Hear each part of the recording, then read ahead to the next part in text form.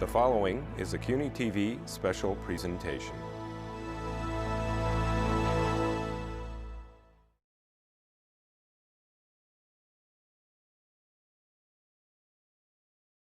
The folks to my left, Jill Abramson, the executive editor of the New York Times, David Remnick, the editor of the New Yorker, Katrina Vanden Heuvel, the editor and publisher of The Nation, Bob Litt, the general counsel, Office of the Director of National Intelligence, which oversees both the CIA and the NSA, and of course, Marty Baron, the executive editor of the Washington Post. Let me begin, Jill, with you, and we're going to have a conversation here, and no set speeches or set notes. We'll do a short question and answer at the end. My notes are encrypted anyway. We assume, knowing you, I expect that. In any case, I'm going to call everyone by their first name because I know four of the people here, and I think Mr. Litt would stand out if I didn't call him Bob. So we're going to call him Bob for this panel. Let me begin, though, with Jill, with you. The topic here today is where do we go from here?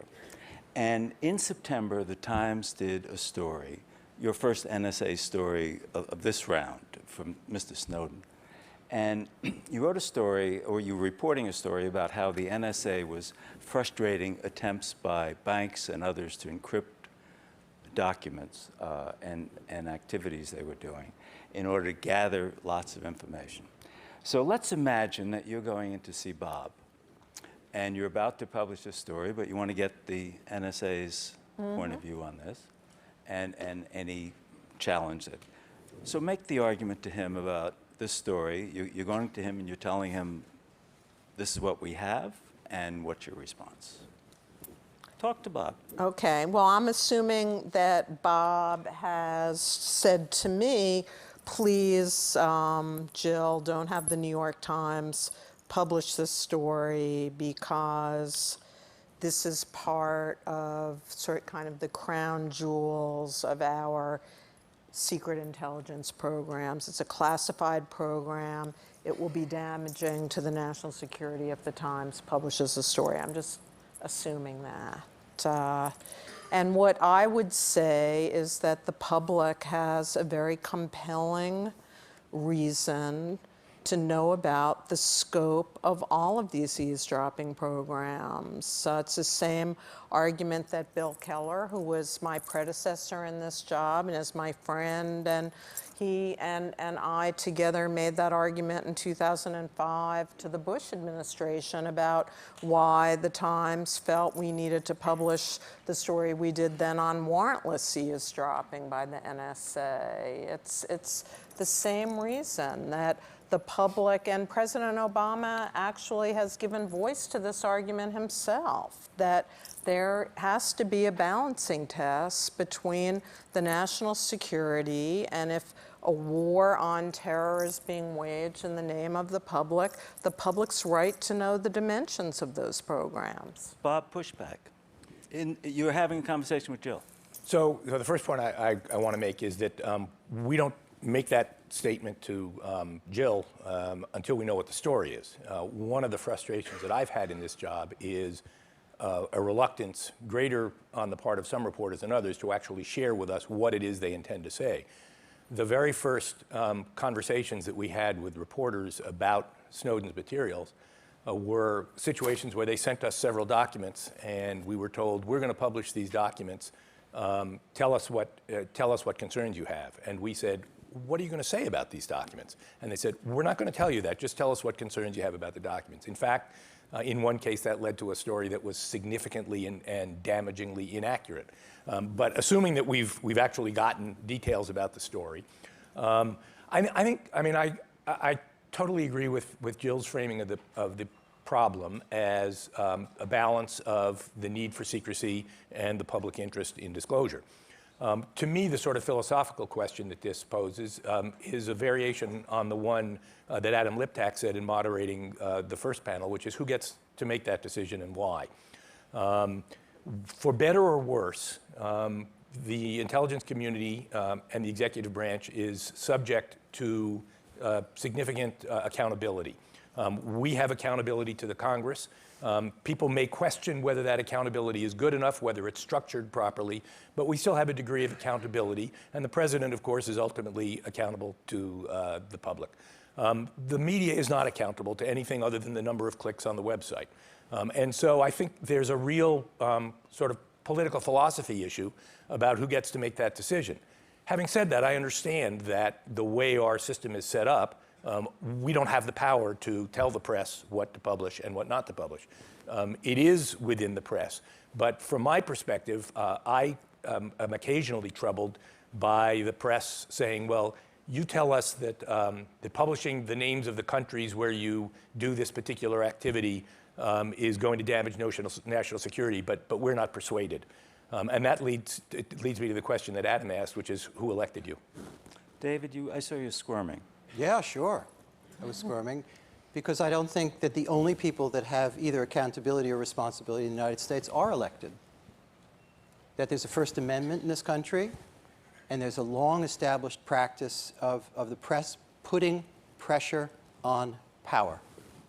That's a big part of what we do, not just talking dog cartoons or arts coverage, but putting pressure on power. And if you look historically at these issues, time and time again, that the decision not to publish, the decision to quash, the decision to shut up, to not have transparency is very often the wrong one, historically. And are there instances where the press makes a mistake, even a big mistake, or goes too far? Sure. But it's nothing like the history of government's record of mistakes and catastrophes. And without the pressure, adequate pressure on government from the press, we're lost. Marty, you've done a number of stories in the Washington Post on NSA and from the Snowden documents. What have you heard here that gives you pause? Well, I too, like David, I feel that we have an important role in American society. We have a role that's been specified in the Constitution, and it's just as important as the government's role as well. I respect their need to protect national security, but I also recognize that we in the press have to serve as a watchdog on government, and that we have a role to play. If we simply always defer to the government's judgment about what should be published, then we probably won't be publishing very much. Certainly nothing that would call into question the actions of government or the policies of government. And in this instance, it's not just a matter of one source, one method, or anything like that. What we had here was a national policy that shifted the balance in a very significant way between privacy and national security. And there's a tension between those two, and there's probably a proper balance. I'm not sure we know exactly what that proper balance is, but the press has a role, I think, in helping the public understand what's at stake. And a lot of what was done, most of what was done, if not all of what was done in secret. And there had been no substantial public debate. And I think what's happened here is that these stories have ignited that debate, and I think it's an important debate, and as Jill said, even the president has acknowledged the importance of that public debate. But Bob, I take it that, before I ask you a question, Katrina, let me just follow up. Feel free. Now I want to keep you on the spot. Yeah. I take it that part of your frustration, and many people in government's frustration, is what right does the press have to be the balancer, to make the decisions about balance when they don't have the experience or knowledge? Is that it? I think I'm trying to be a little more subtle than that, because the reason, I agree that with what David said, that the press does play an important role as sort of a watchdog, and I agree that the First Amendment is what gives the press that right. What I'm actually calling for is a little more humility on the part of the press in terms of how they approach these issues. There's no question that there are some issues of public importance that have come out and that are being discussed now. And frankly, I've said publicly, and I'll say again, that I wish that we had found a way to bring some of those issues to the public before these leaks started, because we then perhaps could have had the discussion in a way that has not, in fact, gone into a lot of details that, as One of the earlier, I guess Roger Cohen in his question pointed out, a lot of these details that really don't have anything to do with public policy at all and are in fact extremely damaging to national security. And that's the point at which I start to get Before I get to Jill, who's squirming, I'm and I promise at the humility issue. Yeah, the humility. well, make your point, and then we're going to turn to Katrina. I'm squirming over the desire that we have more humility, because seeing these decisions and how they get made from the inside, they're excruciating decisions often. When we get a request from the government not to publish something on national security grounds, our reaction isn't, well, we got this leaked material and we're rushing to publication. We hit the pause button and we agonize and we weigh. And in the case of the 2005 story I mentioned on warrantless eavesdropping, the Times held that story for more than a year and has faced a lot of public criticism on that fact. So excuse me, Bob, but I don't see a lack of humility. But Katrina, let me, Glenn Greenwald this morning on his panel said that the press often exhibits too much humility in holding back on stories, specifically criticized the Times for holding that story for 2005. Do you feel that the press is too responsible? Do you agree with Greenwald on that? Well, I think the natural relationship of a free press to government, especially when it comes to national security, should be an adversarial one. We're living at a moment when the oversight mechanisms of our country, legislative, executive, judicial, have essentially broken down, and the media has an even more critical role to play. I think what David noted is the case. Imagine this country not knowing stories that have been the result of a adversarial, informed media operating in the spirit of what is verifiable, but what, first and foremost, what is in the public interest. And it's not, you know, from the Bay of Pigs, which the Nation published a story on training for the Bay of Pigs in Guatemala. The Times held it at a meeting with President Kennedy a week after that disastrous debacle. President Kennedy turned to Turner Catledge of the New York Times and said, wish you had printed it. So you have the Pentagon Papers as an example of a story we might not have known if we hadn't had, again, what I think, you know, someone said that the unfiltered leaks are the lifeblood of investigative journalism, and I would add democracy. So I think the idea of humility when it comes to the press, especially at this moment, is, with all due respect, obscene, because I think the press has to be a watchdog, and not with hubris, not saying we know what's in the public interest, but advancing stories that we would not have otherwise known, Abu Ghraib, Guantanamo. So I think one of the discussions today is where do we go from here, because with oversight mechanisms broken, what is the role of the press? And if I might add one thing, the underlying political problem we face, and I believe it was on the previous panel, someone talked about how America in its greatness has turned course at different moments in its history. Justice Brennan, in a very important speech in 2006 at the University of Jerusalem on national security and jurisprudence, raised the question of what happens if this country doesn't emerge as it did after Japanese internment, or after other moments of violations of civil liberties when the press was able to expose it, but also bring the country back into a spirit, which may be tough now if we're living with perpetual war. Perpetual war isn't friendly to media. I think the greatest enemy of the press is not the fact that we're so over-aggressive or arrogant, but there's just too much crap. If you look at the media overall, what are we talking about? Right here you have some pretty respectable, even august institutions represented here. That's not an across-the-board factor of life. As you flick across the dial or up and down the internet, there are some other remarkable ones, and there's some remarkable innovations in journalism. Greenwald and Poitras and the rest are starting a new venture. I know, because I just lost my lawyer to it. And I wish them all the best. I hope it thrives, because the government needs not less pressure from the press. It needs more intelligent, terrific, exerted pressure in order for us to be who we want to be. Could I say also, and when we fail, collectively, often it's because, in part, the press didn't play its role aggressively or skeptically enough. I know this from personal experience on both sides of this. So does Jill, so does everybody here. What personal experience? Iraq. The Times knows it. you know, the New Yorker was a matter of opinion, clashing opinion, but, you know, the journalism done prior to Iraq could have been immensely better. Immensely better. I'm extremely proud of the journalism once it started to happen. But you know, when it came to WMD, I would, you know, if there had been immensely more investigative reporting on intelligence or the lack of it, this nation would be in much better position morally, geopolitically, and so on. The ramifications of that disaster will haunt us for decades to come. But you know, I'm not suggesting for one last point. I'm not They suggesting. both went to Princeton. I'm not suggesting for a second that that decision was probably already made in the White House. But you know, that was not a happy chapter.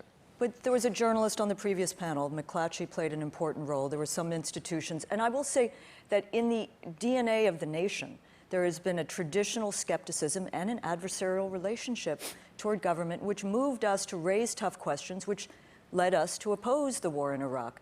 But you know, in the end, it's not, in my mind, about left and right. This is not about left and right. Torture is unconscionable. It's not a matter of left or right. And to do the work as a watchdog, as the founders had hoped media would do, is something very different. It's accountability journalism. And I think that is not an ideological spectrum issue. It is about the role of a free press. But there are definitional differences. I mean, for instance, the Obama administration did accept the word torture for waterboarding and some of the things that went on in the Bush administration. But for instance, the previous one of the earlier panels talked about Guantanamo. Laura Poitras talked about Guantanamo as an outrage. Would you agree with that? Would I agree with what? That Guantanamo, the facility there and holding people without a trial, is outrageous. We've been trying to close Guantanamo since the president came in office. So you agree with Laura Poitras on that? I don't necessarily agree that it is inevitably and in all circumstances wrong to hold people without trial. I think that Guantanamo, I think that that's sort of a standard accoutrement of the law of war. I think we're trying, and we have been trying for the course of the administration, to determine who needs to be held to protect the nation and who doesn't, because there are, in fact, some genuinely dangerous people there. But I think that Guantanamo, for a variety of reasons, became a symbol of overreach and maltreatment, and it should have been closed a long time ago. Marty, everyone in the press, most people in the press would instantly say we shouldn't report on troop movements that may endanger lives, for instance. What else wouldn't you do as editor of the Washington Post? What wouldn't you publish? I don't have a list of things that we wouldn't publish. I think we evaluate each story independently. We have a set of standards that we try to adhere to, and well, for instance, in determining how we approach these things. But the Post chose not to publish the names of the countries where the CIA ran prisons, right? Yeah, I guess I wasn't there at the time, so yeah. But Jill, what wouldn't you publish? Do you have a rule in your mind, a boundary you say we won't? Well, I think that there are certain standards, obviously, in any story where you think there are lives that are put into danger. You evaluate and you try to be as conservative as possible without censoring an important story. And, you know, in the case of, you know, the secret prisons, Dana Priest's incredibly strong reporting in the Washington Post.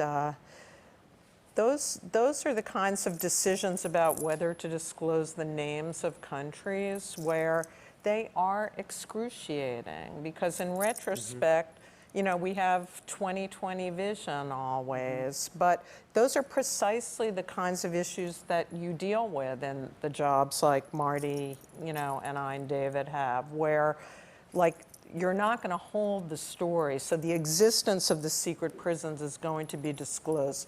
That's the most important information. What you're then being asked to do is withhold a certain level of detail and specificity about where and names of programs and that kind of thing. And there isn't a E.B. White handbook for that. There just isn't. No, there isn't. It's Sometimes the government, I'm afraid, will use the specter of lives at risk as a kind of quashing method. Too low. It's not above that.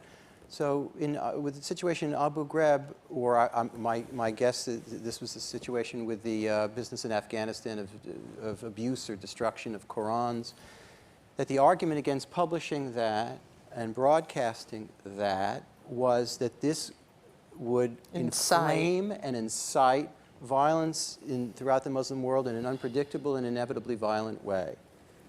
That's not an easy thing to hear, even if you can rationally say, excuse me, the sin was in the sin, not in the journalism. About the sin, you have to take those seriously, those things seriously, and not be arrogant and dismiss it out of hand. And I really do understand that for a lot of people in the public who are very skeptical about journalists and journalism for reasons that we can get into, they do come up with the, who elected them as the arbiters.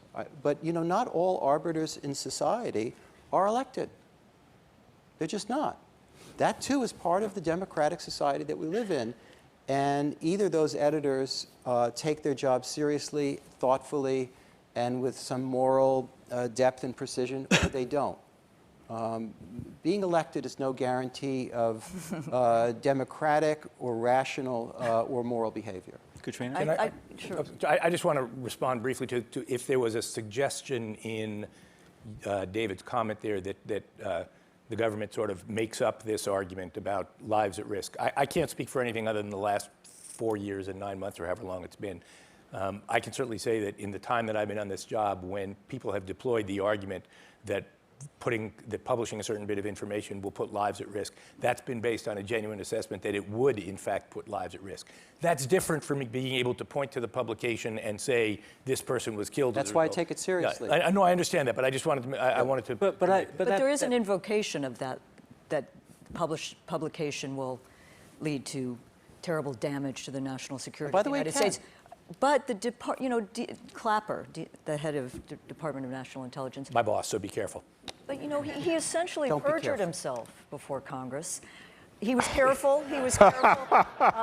And the fact that he Bob's hasn't moment. been asked to resign, and that. But here's another: the overclassification of material. Go back to the Moynihan report, which is an important report, 1997, on the treatment, the handling, and the reduction of secrecy. So often the overclassification leads to journalists seeking leaks and finding other ways to get that information, and so often overclassification is about covering the backside of officials and avoiding embarrassment. One other related point, the fight now in Congress between the CIA and the Senate, so much of it seems to have to do with the fear of release of a report, which should have been released to the American people many moons ago, to show that, in fact, enhanced interrogation, torture, in fact, did not provide the national security benefits that have been preferred as a reason for torture to the American people. And I think in that is the need to be skeptical. I want question. Bob to be able to answer, but let me give you the context of what he's going to respond to. Last March, James Clapper appeared before a Senate Intelligence Committee, and he was asked about whether the NSA collected data on millions of Americans, and he said, quote, not wittingly. And as we've since learned, the answer was somewhat misleading. Bob has actually written a letter to the New Yorker about that. I give you the chair. This gets me a little fried, actually. All of the institutions represented on my side here regularly publish corrections about errors that occur in their articles. That doesn't mean their reporters are lying. I was actually part of this whole process. I was with the DNI. I know full well that he made a mistake, and he knows full well that he made a mistake. When he was asked the question, he was thinking about a different kind of program. He was thinking about, I don't want to get into the technical details, it's set out in my letter, but the point was he didn't lie, he made a mistake. And it angers me immensely that people loosely throw around this term perjury in a context where it would be perfectly fair to say made a misstatement or even misled the people. But to accuse him of lying is both wrong and unjustified. Which program was he thinking of? He was thinking of the 702 program.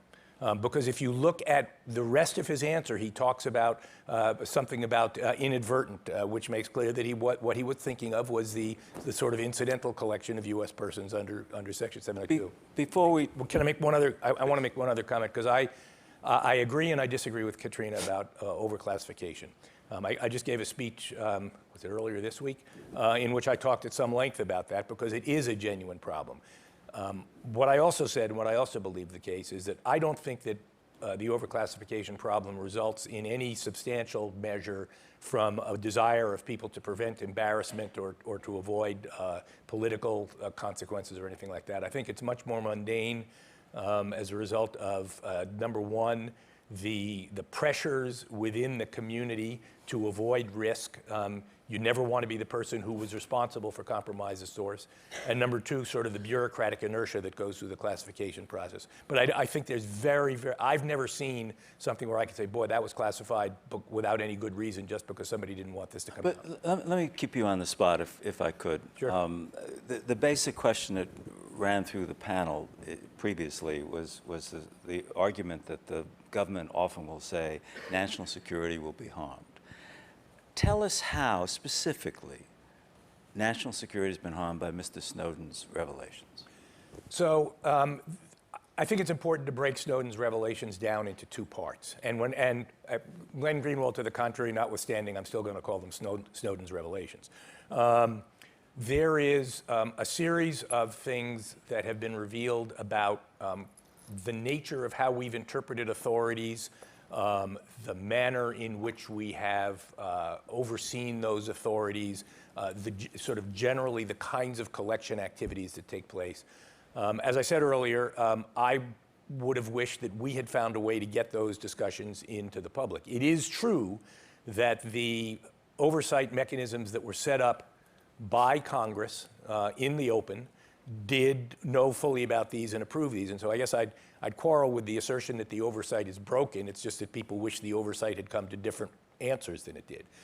But there's a whole other series of disclosures that have taken place that go into specific activities about the kinds of targets we collect, on the kinds of mechanisms that we use to collect them, and in particular, stories that have not distinguished at all between what we have the technical capability to do and what we're legally authorized to do and actually do.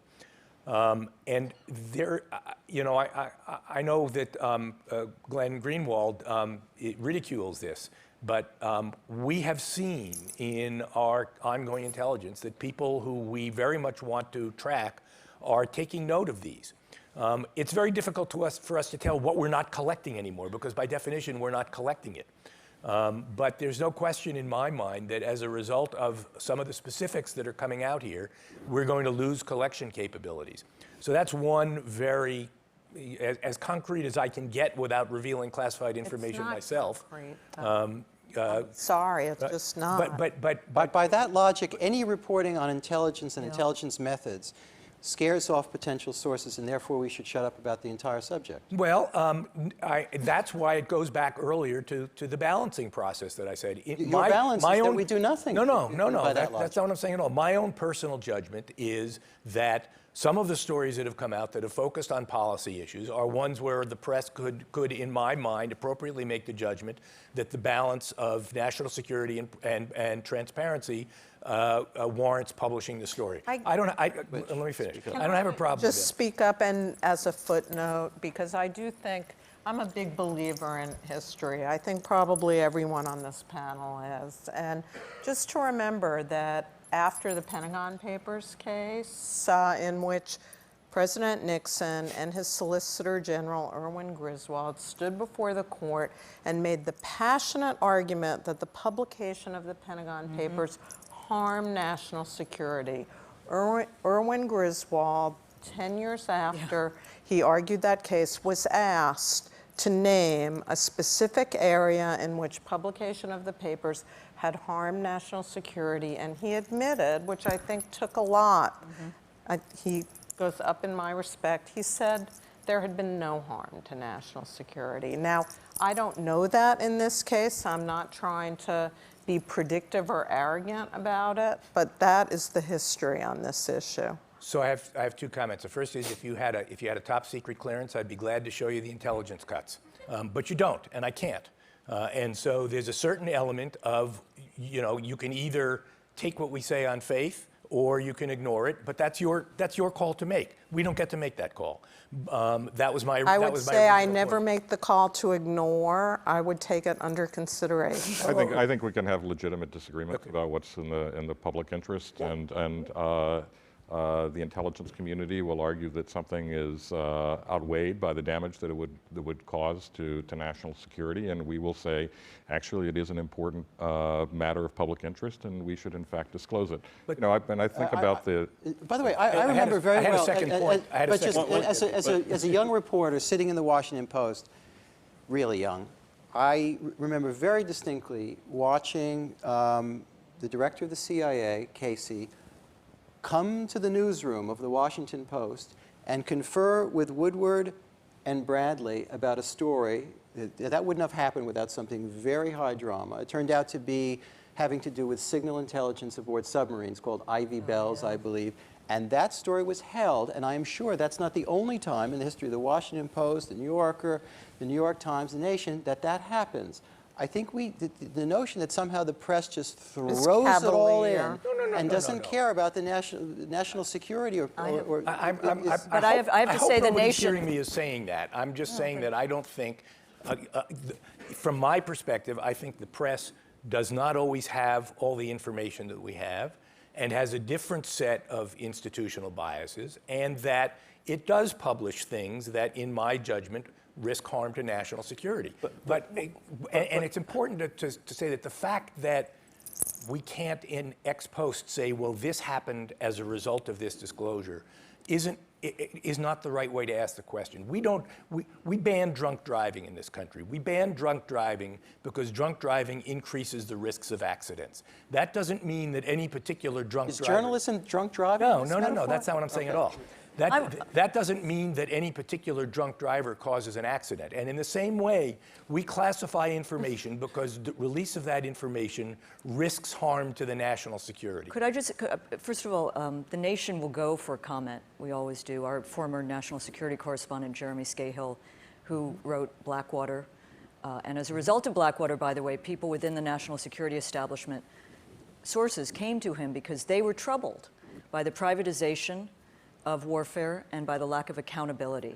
And out of that came his book, Dirty Wars. We would go for comment. We would seek comment from the relevant agencies. We have never, in the history of the nation, held a story, but that speaks to a different kind of publication, perhaps. I would say that Laura Poitras, I thought, was very moving about the impact of the chill. I think Jane Mayer has written about the freeze on sources and what that means in terms of what I said earlier about unfiltered leaks being the source of investigative reporting. Carl Bernstein, I believe, has said that he could not do the Watergate story today if those confidential sources didn't have trust in his ability to protect him. I wanted to ask, I'm curious because I think if Julian Assange, putting aside everything, a reporter, if he had been tried in this country, I believe Bill Keller, the New York Times and The Guardian, Russ Bridger would also have been held, could have been prosecuted. And I'm just curious, Joel's thoughts about that, but also what responsibility does a news publication have to a source? Well, the responsibility that a news organization has to a source is to really live up to the word that is given by one of our journalists to a source. And the New York Times, right now, my colleague Jim Risen is in an excruciating position where in one of the 7 criminal leak investigations that the Obama administration has pursued, there's a subpoena involving Jim and some material he developed for a book he wrote. And unless the U.S. Supreme Court decides to intervene in that case, he's facing the very real threat of having to choose between going to jail or giving information that leads to the disclosure of his source, to whom he made the pledge to protect his confidentiality. So there you are. And Jim has said to me, you know, we have worked very closely together for years. I was very happy to join him in Boston a few weeks ago. He was given a major First Amendment award, and showing support for him at this time is very important. But he has told me he's been doing national security reporting in Washington for decades, that the climate has never been like this or more difficult than it is right now. But Bob, that begs a question, and it was the theme of several of the other discussions this morning, where, and in fact, Jane Mayer did use that phrase, frozen. It's not chilled anymore. And national security reporters are talking about... Gosh, I don't see any concrete evidence of that. Well, it's a different standard. She's the reporter. And I'm the one who sees the intelligence guys, David. No, but she's going to sources. She's saying sources are freezing up. Yeah, but she's saying that. Why do I have to take How her do you word know? on it? Well, I assume you know, since you have telephone records, right? That's actually not true. That's actually not true. But it's not true. But I have to say that from my perspective, I pick up the paper every day, every single day, and I read articles that are attributed to unnamed intelligence sources talking about classified documents, to senior officials, to government officials. It certainly doesn't look to me as if sources are dried up. Well, there are always going to be sources who are going to be reluctant to talk. I actually reread Brandsburg v. Hayes on the train on the way up here, and Justice White in 1972 said that one of the arguments the press makes is that relations between the press and the government have never been worse. There's an unprecedented flood of subpoenas to the press. Somehow the press has managed to struggle on. I think that if I can just take a minute here, I think a little historical perspective is worthwhile. One of the reasons why there was no history of subpoenas of reporters for the first 50 or 60 years after the Espionage Act was because the press had a very cozy relationship with the government. Everybody knows that. They didn't report on things. And basically, Vietnam and Watergate changed that, and the press institutionally adopted a much more adversarial tone. I happen to think that's good. I think that that's right, that there ought to be an adversary approach between the press and the government. But adversariness, is that a word? So, adversity, whatever. It's a two-way process. And it is my personal opinion, Jim Risen called me out on this, that people who leak classified information commit crimes, and if we can catch them, which is not always easy, we ought to prosecute them and they ought to go to jail. And do you agree that Jim Risen ought to be prosecuted for... Jim Risen is not being prosecuted. Not revealing his sources. He's being compelled. He's not being prosecuted. He is being subpoenaed to give evidence as other people. The courts have determined that he, to this date at least, that he doesn't have a privilege against giving that information. There was discussion on the last panel of a media shield law. That's a law that President Obama has endorsed. I'm not going to speculate as to how that would have applied to his particular case, but if there's a media shield law passed, that's another thing that the courts can do to enforce it. Right. But there's never been a reporter prosecuted. I don't think there ever will be a reporter prosecuted, because I think every president is aware of the adage about not getting into an argument with somebody who buys printer's ink by the barrel. I think that as a practical matter, but it's very different in my mind to go after the people who are responsible for leaking the information. Marty, there's been a series of pieces, including a book by James Goodale, a former counsel to the New York Times during the Pentagon Papers case, who made the argument, which others have echoed, that the Obama administration has been more anti-press than the Nixon administration, and in fact has chilled or frozen a lot of information coming out so the press can perform its check and balance function. Do you agree with that? Well, I'm not sure that I have the appropriate historical perspective on that, but I'm very leery of broad generalizations about anybody being more anti-press or less anti-press or anything like that. I'm opposed to generally broad generalizations about a lot of things. In the case of stories, we evaluate each one independently. We try to take into account the national security considerations that the NSA and the intelligence community generally has, or the defense establishment has. We look at each one of these things. I realize that they have an interest as well, and we all have to come to independent decisions. I view our role as being independent. The word adversarial is not one that I'm drawn to, but being independent. We make our own decisions. We're not collaborators, certainly, but we're not automatic adversaries either. We come to our independent judgments about what we should do. I realize that that engenders enormous hostility on the part of the administration, particularly on the kinds of subjects that we've been talking about here today, which are the most sensitive subjects that we can deal in. And we all come to our judgments. And I don't know whether they're more anti-press, not anti-press. I do know from talking to our reporters that they do feel a chill. It's not as if nothing is happening. I also have to keep in mind that we're all sitting here of our own free will. We have not been incarcerated, thankfully, and that the press is perhaps more free, probably more free in the United States than in any other country in the world. But that is a freedom that can be extinguished very quickly, as we've seen in many other countries. David, you've spent a lot of time with President Obama, and you did a long piece more recently. What is your take as to whether he has been more aggressively, in what could be construed as anti-press? There's culture and style, and then there's actuality. Clearly, in terms of his language, his ease with the tribe known as reporters, he's way more at ease and can speak a common language with, for all kinds of reasons that we know because of his background, than Richard M. Nixon. If you listen to the Nixon tapes, when the subject of reporters comes up, it's almost up there with blacks and Jews. Right? And throw Henry Kissinger into the pot, too. Okay, so Some of this is generational. Some of this is the craziness that was the Nixon administration.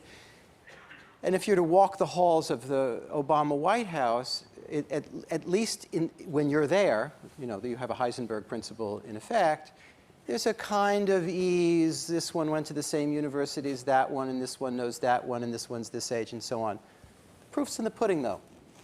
The proof's in the pudding.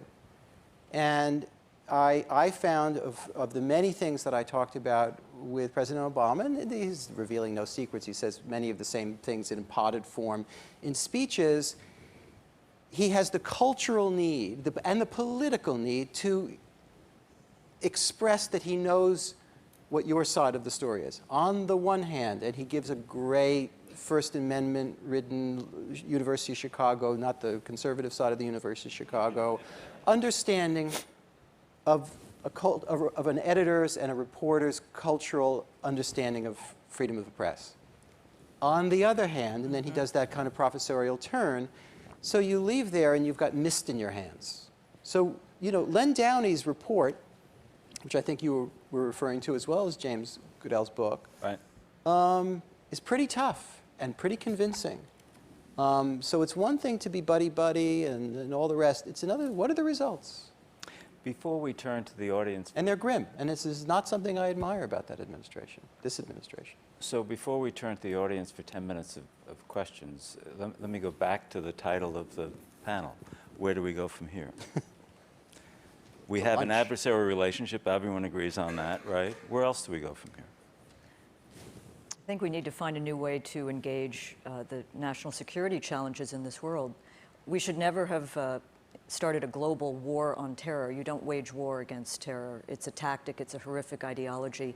And I think President Obama is enmeshed, and this is no apology, but enmeshed in a metastasizing national security state. It has grown and grown and grown. And also in a culture where to be tough is the, you know, be all and end all. Even Lyndon Johnson couldn't sustain attacks for winding down Vietnam. He had to be tough and hard-headed. So I think we need to find a way to revive the oversight mechanisms, which I do think are broken in this country. And I think we need to look hard at scaling back a mission creep, a secrecy creep, an overclassification creep, and restore the balance that is terribly off balance in these times. Bob, are you going to the same place that Katrina is? Well, no, but not necessarily for the reason that you think. I think I would rather focus more on the specifics of where do we go from here in terms of relationships between the media and the government. There's been, over the years, on and off, a very useful set of informal conferences under the aegis of the Aspen Institute, where members of the media and members of the government have gotten together and just talked off the record for a couple of days in an effort to try to arrive not necessarily at a common understanding, because generally speaking, what happens at these things is the press comes in and says, we want you to tell us how we can get more classified information out of you, and the government comes in and says, we want you to tell us how we can stop having you get classified information. But at least a common understanding of where we're coming from. It is going to be an adversary relationship, despite what Marty says, because it is the job of the press to try to find out things the government doesn't want it to find out. It's the job of the government to try to prevent the press from finding out those things. And I don't mean that in the sense of political or avoiding embarrassment, but there are many, many things that the government believes need to be kept secret in the national interest. And there's a full recognition of the fact that the press is almost invariably going to balance that interest different than the government does. And so there's going to be necessarily an adversarial relationship. And the question is, what kind of processes can we set up to ensure that that adversarial relationship is a productive one rather than a destructive one? Let's get a couple questions from the audience. Just raise your hand, and we have microphones? Yes, we do. Questions? Yes, Alec. I'm Alex Jones from the Shorenstein Center at Harvard. One of the things that was said today that was very, that struck me anyway, was the comment that the political implications of hard government action in these situations is perhaps even a better restraint on government than a shield law would be. After the Pentagon Papers, the Supreme Court will open the door wide for the Times and the Post and others to be prosecuted under the Espionage Act. It didn't happen, and it was received because of the Nixon administration's calculation about the political impact of it. My question for this group going forward is, if, peradventure, Jim Risen refuses to name names and goes to jail, what will be the political and the journalistic implications of that and the likely impact of that on journalism, on these issues, on NSA, and so forth? Jill? Well, I think it will obviously have a very unfortunate impact. And even though it is true, as Bob emphasized in his earlier remarks, that Jim himself is not being prosecuted in the underlying leak case, it still creates an appearance in the public that the job of reporting is being criminalized. And I think that that's a terrible thing. It's an unhealthy thing for our society.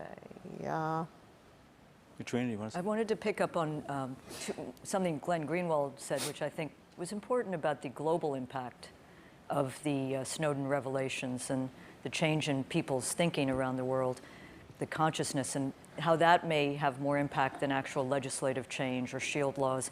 And finally, I would not discount, and I'm not advocating or disadvocating, if that's a word, but that there might be a wave of leaking as an act of civil disobedience. That could be something people see as standing up for the true values or upholding what is being trampled as they see it in agencies they work in, or trampling of this Constitution. So I think it's important to remember that if Jim Risen is held in contempt and goes to jail, he's not going to be the first reporter to whom that's happened. It happens about once a decade. The press manages to thrive. It's not clear to me that this particular instance is going to have the kind of cataclysmic effect that's been attributed to it here. On Katrina's prediction, I sure hope it's not so. I quail at the thought of 29-year-old individuals who think they know more about national security and constitutional rights than the established processes, making determinations about what can and cannot be released publicly. And that's why I said that I think that people who are leaking ought to be prosecuted, that there ought to be a deterrent to people to leak. What's the right age? Yeah, I was going to say Thomas Drake. Thomas Drake wasn't 29. Someone who came forward, and Jane Mayer wrote a strong profile. The age doesn't matter. I happen to pick that one because it's no, relevant. but it's a meme. It's a meme even in President Obama's. Right. I understand that. And I understand that's a complicated matter. But I think again, if we go back to the Snowden case, please tell me what the damage has been to the public weal. What has been the But damage? I told you, we are seeing our adversaries saying, gee, if we communicate this way, we're going to be intercepted. Now, if they stop communicating that way, we don't know where they've gone. So we can't, we don't know what we're missing. But that's happening, David. Mm-hmm. Have any lives been endangered or harmed? I mean, I don't know that I know the answer to that. I'm the lawyer, I'm not the operational guy. I know of instances where there have been concerns about lives being endangered. I know that there was one where we did, in fact, talk to the media organization in question, and they did, in fact, pull something back where lives would have been endangered. I can't say, but I don't think that's not the standard that I apply. Have lives been endangered? It's often invoked. I think, folks, I want to thank the panel. Oh, wait, we have one more question. This will be the last question. Whoops. My name is Eleanor Block. I'm a retired professor of sociology at CUNY. My husband and I have two sons. Our older son is Horace Mann at Harvard College, and our younger son is developmentally disabled. He works at NYU Hillel 1 day a week, and at the Bronfman Center, and the Columbia Hillel another day a week. And he works at the Peruvian mission at the UN. He's mentally retarded. I have folders on him with letters extolling him incredibly. I wonder if any of you folks, he's looking for 1 day of work. It could be unpaid or voluntary or paid. That's weird. And I I'll tell you what, why don't we meet totally afterward? upset. Why don't we meet afterward and we'll talk about it, since it's not I absolutely understand. germane I to knew this. you were ending. It's fine. That's why I tried. That's Thank I you. understand. Thank That's you. fine. Thank you. I want to thank the panel, and I want to thank the audience. This is our last panel.